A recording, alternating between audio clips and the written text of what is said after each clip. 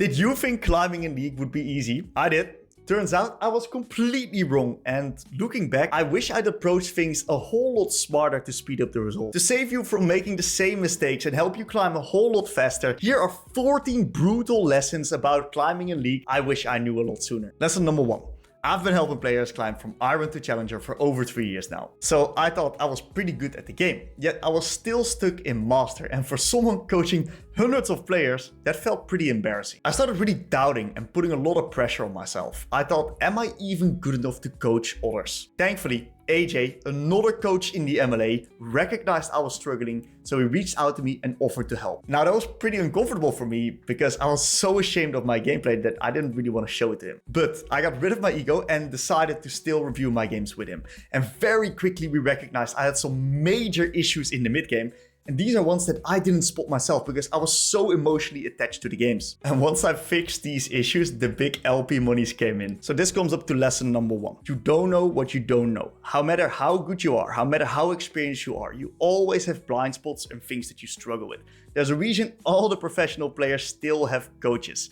Record your games, review your games, and don't be afraid to ask for help. Lesson number 2. We're going back to when I was stuck in Master Tier. I learned a lot there. So I had this really toxic habit of getting very mad at myself if only one small thing in the lane would just go wrong. This self-criticism would just destroy my games and tilt me more and more and more. And what happened is that I actually forgot to focus on stuff that actually went well. So I had a team coach and he actually changed my perspective by doing an exercise called the 5 good things after each game. And at first, I hated it. I thought it was bullshit. I had so many mistakes that I needed to fix. So what were these 5 good things? What were they gonna help me with, you know? But he explained very well. You're only focusing on the negatives and it really shows in your gameplay and in your mindset. Let's focus on what you're doing well and repeat it. So lesson number 2 is that fixing mistakes, it matters, but you gotta make sure that you keep focusing on the positives. Repeating your successes is even more important. Lesson number 3. Be honest. Have you ever hate watched one of your friends or a streamer secretly hoping they would make a mistake that would just get them absolutely mad and just crazy all over the place? Well, I have, but I have also realized that surrounding yourself with people who don't take the game seriously or just are constantly negative about climbing or the game in general is just not good for you. Their energy is contagious in a way. Most people don't understand your drive to climb and improve. So lesson number 3 is surround yourself with like-minded players and people that will help you on your climb. Lesson number 4, and this is one of my favorites. Have you ever felt that anxiety when you're just one game away from your rank goal? Your hands start shaking a little bit, you start playing overly safe, and unironically, you start losing the game because you play to not lose instead of winning. This is exactly what happened to me when I was 2 games away from Challenger. And I was 2 games away from Challenger for about an entire month before I actually broke through. So what happened is that I started to play not to lose instead of playing to win. So this lesson came from my dad when I was 12. When I was young, I used to be a tennis player. And I was playing a match and was losing versus a player that I've beat him many times before. And after the first set, my dad came up to me and he said, "Tim, you're playing way too defensively. I don't want you to play offensively.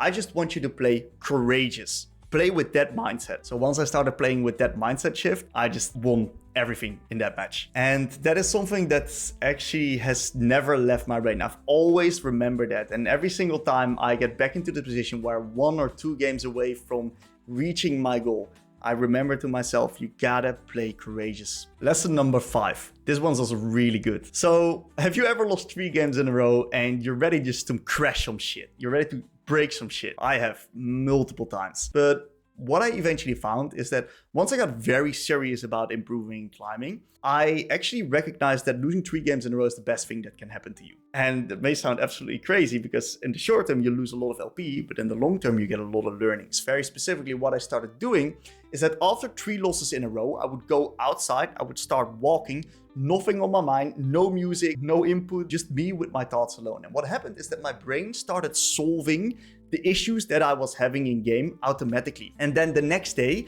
it was really easy for me to understand what I needed to focus on. I was fully reset with my mental, I queued up, and what I found is that most of the time, the day after, I played the best that I played in a while. So lesson number 5 is the fastest climbers aren't the ones that never lose. They're the ones that learn the most from their losses. Embrace the pain, because that pain is exactly what points you towards your next breakthrough. Lesson number 6. What I've found coaching for over 3 years is that the players that improve the fastest aren't necessarily the most talented.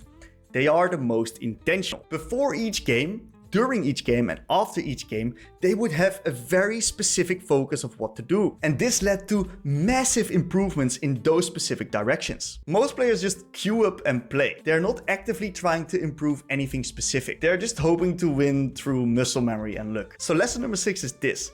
Start each game with a specific intention. What are you going to be focusing on?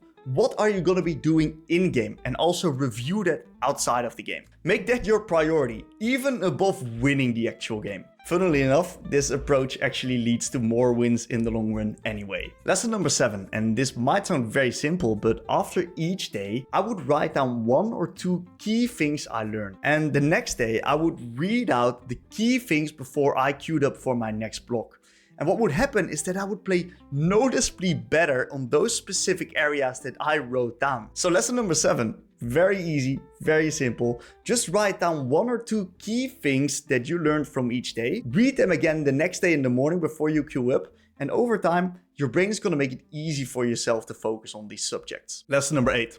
I used to get frustrated if I didn't see improvement after a few days of practice. But ranking up in League is just like building a muscle. You don't see the results immediately, but they compound over time. I started thinking in 6-month timescales instead of daily gains and losses. Where did I want to be in 6 months? What specific skills did I want to improve to get to that level? This longer term perspective allowed me to keep my cool, not get tilted, and stay consistent even through the rougher patches. So lesson number 8 is set 6-month goals, not 6-day goals. The rank you achieve next week doesn't matter nearly as much as the player you become in 6 months time. Lesson number 9, and this one's very important, so stick with me. I thought I wanted to climb to show everyone that I was good at the game. But the real reason was actually that I wanted to feel accomplished and respected in something that I care about. Understanding your why, like truly understanding your why,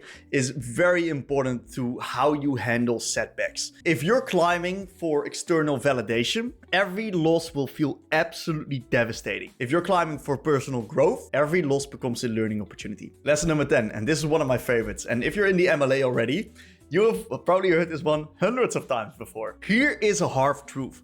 You will lose LP. You will have bad games. You will drop ranks sometimes, but the skills you develop, the game knowledge you gain, they will always stay. They are permanent. I've seen players climb to Diamond, drop the next week and just completely lose it again. But the reality is, League of Legends rank and climbing is not linear. It doesn't go in one line. It always has ups and downs along the way.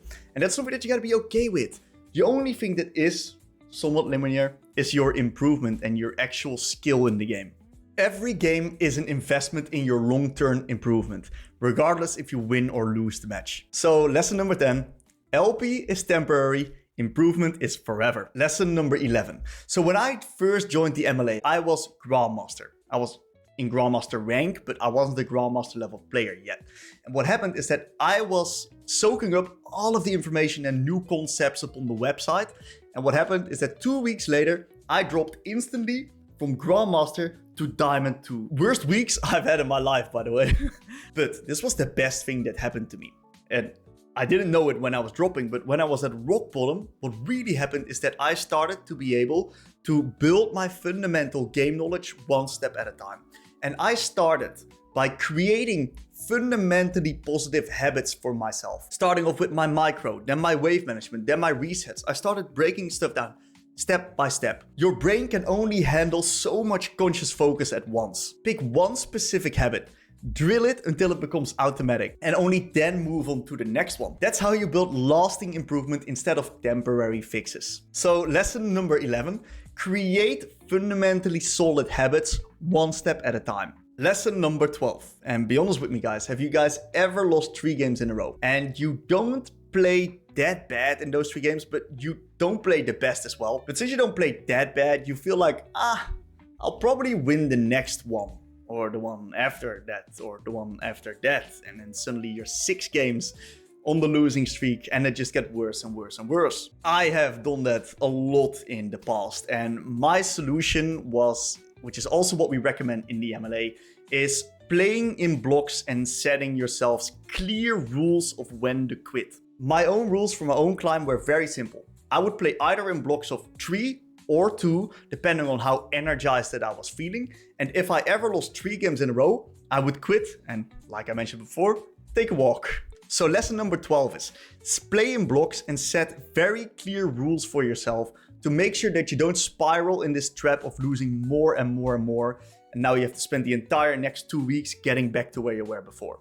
Lesson number 13, and this one is a very personal one for me because I get a lot of messages in the MLA that say, oh, I have got exams coming up, or I'm going on a holiday. What do I do? I'm going to lose all my skill. But the reality is you're actually not. And I found this out when I was in university and I had this big exam phase coming up. I just completely quit the game. So what was going to happen is that I just quit the game for a month, sometimes even 2 months straight. And when I came back, fully refreshed, no narratives, no stage 4 stuff going on, I would be able to perform insanely well, with insane intensity. Not only that, because I kind of detoxed from the game itself, what happened was that my motivation for playing and climbing in the game was at an all-time high. So what happened is that when I finished off my exam phase, I instantly shot up to mid-Grandmaster, just randomly from Diamond 1 to mid-Grandmaster, in just a fraction of the games that I otherwise would need. So lesson number 13, don't feel guilty about taking breaks. They're not wasted time at all. They're an essential part of you growing and improving. Lesson number 14, and this last lesson might just be the most important one. If you're not genuinely enjoying the process, or if you're not genuinely enjoying getting better at League, what are you even doing? You won't stick around for long and you won't be able to see results because results take a time to get there. So personally, I did spend a lot of months of my life playing champs that I thought were meta or playing champs that I thought were absolutely OP, but I simply didn't really enjoy them. So when I switched back to champs that I actually enjoyed, my performance massively improved. You will always perform better on champs you're actually passionate about than champs that you think you should play. So lesson 14 is, find the champions, roles, and playstyles you enjoy the most, the ones that genuinely excite you, and then get really good at those. Enjoyment and improvement go hand in hand. So if you want some help building your champion pool, check out this video right here.